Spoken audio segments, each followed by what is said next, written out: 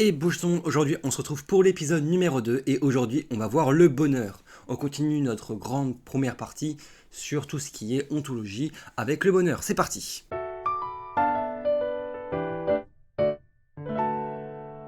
Donc tout d'abord, pour parler de bonheur, il faut parler de ses repères philosophiques. Le plus important aujourd'hui, c'est contingent nécessaire. C'est peut-être même l'un des plus importants de l'année. Donc ce qui est contingent et ce qui est peut ne pas être ou être autrement. Ce qui est nécessaire, c'est ce qui est ne peut pas ne pas être ou être autrement. Donc, par exemple, contingent, c'est l'enterrement, alors que la mort est nécessaire, on est obligé de mourir. Et possible, c'est ce qui peut être. C'est une distinction faite par Kant dans la critique de la raison pure en 1781. Ensuite, on a également dérivé de celui-là, essentiel, accidentel. Donc, ce qui est essentiel appartient nécessairement à l'essence d'une chose, alors que ce qui est accidentel appartient de manière contingente à cette essence. Donc là, en fait, c'est dérivé. Donc la définition la plus importante du jour, c'est le bonheur. Donc le bonheur, c'est une fin universelle et durable, contrairement au plaisir qui, lui, va être éphémère. C'est un sentiment de plénitude, un instant accompli ou épanoui et intense. L'étymologie du mot bonheur, c'est bon, heure. En fait, on va séparer les deux, et ça veut dire en quelque sorte fortune. Donc ensuite, un terme inventé par Épicure, c'est carpe diem. Donc la doxa de carpe diem, je précise, la doxa c'est l'opinion générale, c'est profite, la vie est courte, fonce, essaye, one life quoi. D'origine, le carpe diem signifiait cueille le jour. Donc d'après Épicure, pour être heureux et atteindre l'ataraxie, il faut trier nos désirs. Carpe diem est une sélection, pas l'anarchie, contrairement à la doxa. D'ailleurs, on parle de l'ataraxie juste après. Ensuite, deux philosophies à connaître. Tout d'abord, le démonisme.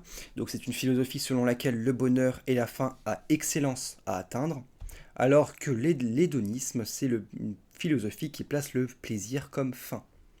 Donc, en fait, ils s'opposent. Le démonisme et l'hédonisme. Et ensuite, on peut parler aussi d'ataraxie, donc c'est l'absence de troubles du corps et de l'esprit. Les stoïciens sont des philosophes grecs fondateurs de l'eudémonisme. Donc je rappelle, l'eudémonisme qu'on a vu juste ici, c'est placer le bonheur comme fin. Donc selon les stoïciens, la vertu mène au bonheur. C'est une preuve de l'ataraxie. Ensuite, un désir, c'est ce qu'on veut, ou on subit un manque ou une souffrance quand on ne l'accomplit pas. L'amour, c'est un sentiment d'attirance profonde envers une personne d'exclusivité mutuelle, et c'est profondément lié avec la ruse de l'espèce, qui est selon Schopenhauer le moyen en fait idéal pour le moyen de sélectionner le partenaire idéal pour n'importe quelle espèce. Le plaisir, j'en avais parlé, c'était un bonheur mais éphémère. La tempérance, c'est la retenue et la modération dans les plaisirs, justement. Et la compassion, c'est ressentir ce que l'autre ressent. Donc maintenant, quelques citations à connaître, absolument. Donc la vie oscille comme une pendule entre l'ennui et la souffrance de Schopenhauer. Donc en fait, on désire sans cesse, on souffre donc, et si on désire pas, ben on s'emmerde. Un arrachement au temps est un arrachement à nos désirs. Schopenhauer va dire qu'il faut arrêter la roue. Et en fait, là on fait en référence à la roue diction, qui est une roue de torture. Mais comment on va arrêter cette roue diction C'est relatif au bouddhisme qui donne deux moyens, la méditation et la contemplation. Ensuite, citation de Georges Brassens dans Les amoureux des bancs publics, c'est une musique. Ils se tiennent par la main, parlent du lendemain, du papier bleu d'azur que revêtiront les murs de leur chambre à coucher. Donc ici, le temps va s'accélérer, on parle de projet, on anticipe le temps avec futur. En fait, on va prévoir tout sauf le présent, c'est une unité de temps projeté. Ferdinand Alquier va dans le désir d'éternité, va dire que l'amour est un temps d'union, d'individualité et qu'il est effacé. Maintenant, un petit peu de références philosophiques à connaître. Tout d'abord, la lettre à Ménécée de Épicure. Donc Épicure est un auteur malfamé car il était contre l'Église. Ce qu'on lui a fait est de la vengeance de la religion. Il explique que toute souffrance vient des sens, comme tout plaisir d'ailleurs. La mort ne fait donc ni souffrir leur corps parce qu'il n'y a plus rien à expérimenter, ni souffrir la pensée puisqu'il n'y a plus rien à penser. Le danger et le malheur viennent de la représentation de ce qu'on se fait de la mort, qui interfère dans notre vie mortelle avec le souhait de la rendre éternelle. Donc, à savoir, Épicure, c'est un des philosophes hédonistes. Hédoniste, je rappelle, c'est le plaisir comme fin. Pour lui, pour être heureux et atteindre l'ataraxie, il faut trier nos désirs. Il classe 3 types de désirs. Tout d'abord, il existe les désirs naturels nécessaires. Donc cela, c'est par exemple manger, boire ou se reproduire. Les désirs naturels non nécessaires, donc c'est la même chose que les nécessaires, sauf que ils sont raffinés et élaborés. Donc par exemple, on va privilégier une bonne grosse raclette à la place d'une ration lyophilisée, pas très bonne, par exemple.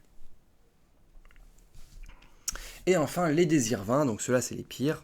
Ils ne sont ni naturels ni nécessaires, comme la richesse, le pouvoir ou la gloire.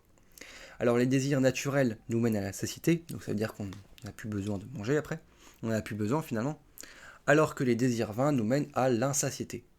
Et il ne faut pas avoir l'habitude de prendre des désirs naturels non nécessaires, c'est-à-dire la bonne grosse raclette, parce que sinon on va s'en accoutumer et ils vont devenir nécessaires. C'est-à-dire que si on bouffe tout le temps de la raclette, au bout d'un moment, on ne pourra plus vivre sans manger notre raclette. De plus, pour une hygiène de l'âme, il faut s'écarter des désirs vains qui ne nous mènent pas au bonheur. Il faut donc être raisonnable. Ensuite, Pascal, dans Les Pensées, va nous dire que le divertissement nous détourne de la conscience de la mort et occupe notre esprit par le plaisir. Par exemple, quand on va faire des jeux, du sport et tout ça, on va oublier qu'en fait, finalement, un jour, on va mourir. Et donc, ça nous permet de vivre un peu mieux notre vie. Arthur Schopenhauer, dans Le monde comme volonté et comme représentation, pense que l'amour est le résultat d'une sélection instinctive par la ruse de l'espèce. La jouissance ressentie ne nous appartient pas vraiment, elle est davantage une jouissance de l'espèce. Davantage, l'idée de temps constituée par le couple est une idée projetée qui est illusoire.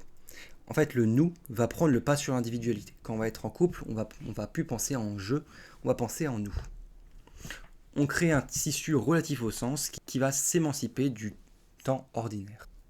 Ensuite, Nietzsche, dans La naissance de la tragédie, se demande à quoi fut la santé des Grecs. Il dit qu'on peut juger la santé d'un peuple grâce à cette création.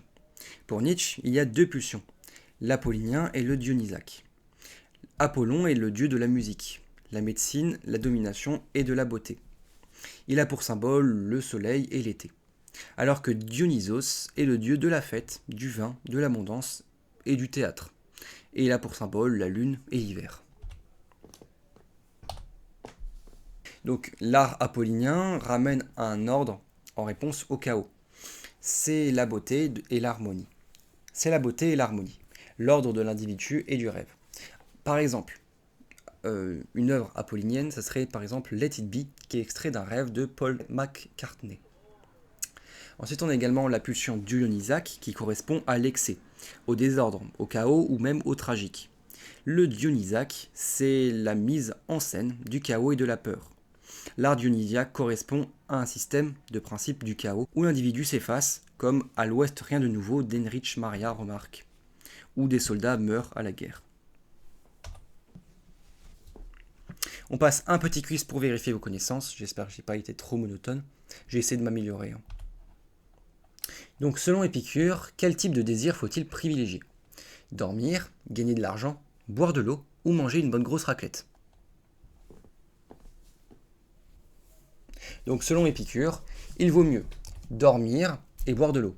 Ne pas gagner de l'argent puisque c'est un désir vain, et une bonne grosse raclette, je le rappelle, c'est un désir naturel non nécessaire. Qu'est-ce que l'ataraxie ?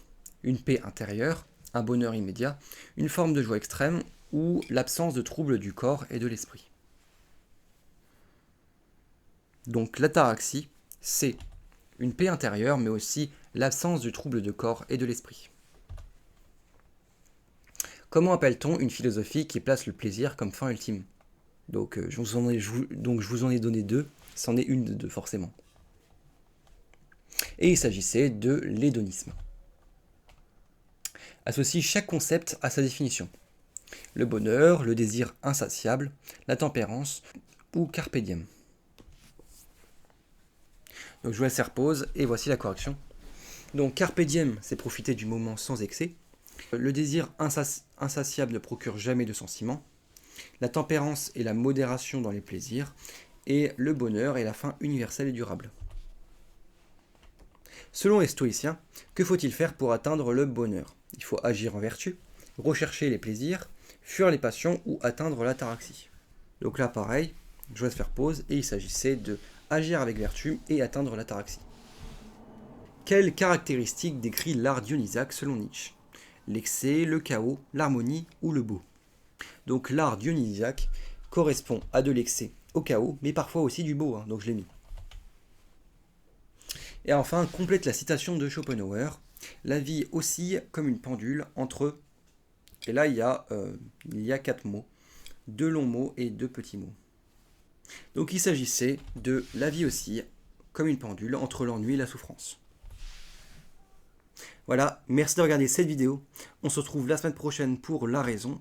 Et ensuite, on va commencer un peu plus chaque notion différente. Là, c'est des notions un peu proches, entre le bonheur, le devoir et la raison. À la prochaine. À plus.